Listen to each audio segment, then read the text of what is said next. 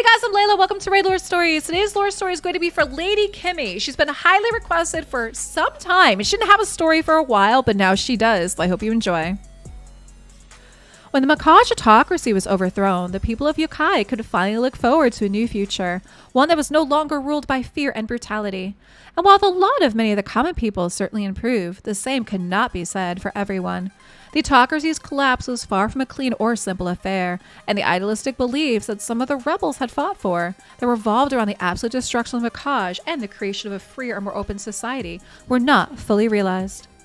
The new order was not one championed by Lady Kimi. The descendant of an aristocratic Yokai family that had held power before the rise of the Makaj, Kimi had fought alongside the rebellion and assumed that the lands and authority stolen from her forebears by the Makaj be returned following the defeat of the servants of Seroth. But that was not to be. While the many demon spawn who comprised much of the autocracy's upper echelons were executed following the rebellion's victory, not all of the Makaj were marked for death. The more pragmatic faction with the victorious rebellion believed that the administrators and minor commanders who had run the autocracy were still required if a stable society was to emerge from the ashes of war. Because of this, many of the lesser Makaj bureaucrats were pardoned and allowed to continue certain administrative duties. Among those spared was Lao She, a Makaj crony who had been given Kimi's lands and estates by the previous regime. To her outrage, Kimi found that Yokai's new leaders were unwilling to return her property to her. Even worse, she found that a number of her allies in the rebellion, many of whom tended to believe none of the Makaj should be spared, were mysteriously disappearing or suffering unexplained accidents. Kimi quickly became convinced that the triumphant rebellion was murdering former allies who disagreed with the new direction, and in a sense, the emerging regime was now just as bad as the autocracy. She resolved to strike back, but knew she could not do so alone. Kimi established herself in the borderlands close to the Mistwood, an area populated by many of those now distrustful of the rebellion because of its distance from Yokai's heartlands. Finding allies proved difficult, however, until Kimi was visited by several Sylvan Fae. They had somehow become aware of the unrest Kimi was seeking to foment. They offered to assist her, even grant her magical blessings if, when she regained her proper station, she agreed to give certain boons to them and advance their cause within the Dawnlands. Though the Sylvan had provided invaluable aid to the rebellion, some of their number were maneuvering to take advantage of Yokai's new freedom to further extend their influence. In keeping with her unknowable ways, many of the Fae's terms were strange and unsettling. They wished for, among other things, Kimi's left eye and her second-born child, if ever she had one.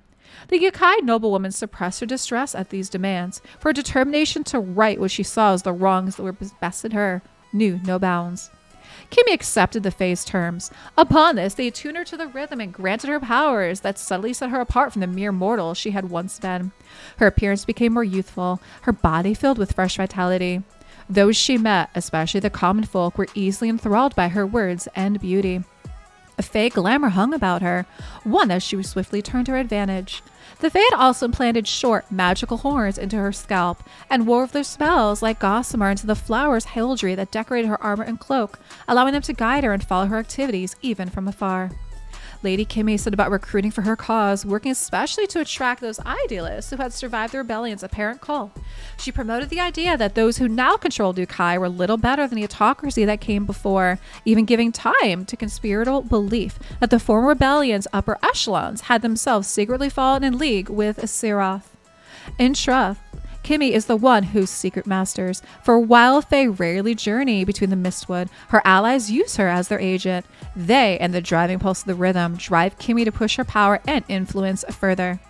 The rebellion Kimi has been stirring is not yet open, for she does not intend to strike before she feels victory is assured. Her first victory will surely be to reclaim her old domains, after which she has challenged Yokai's rulers to try to take her lands back.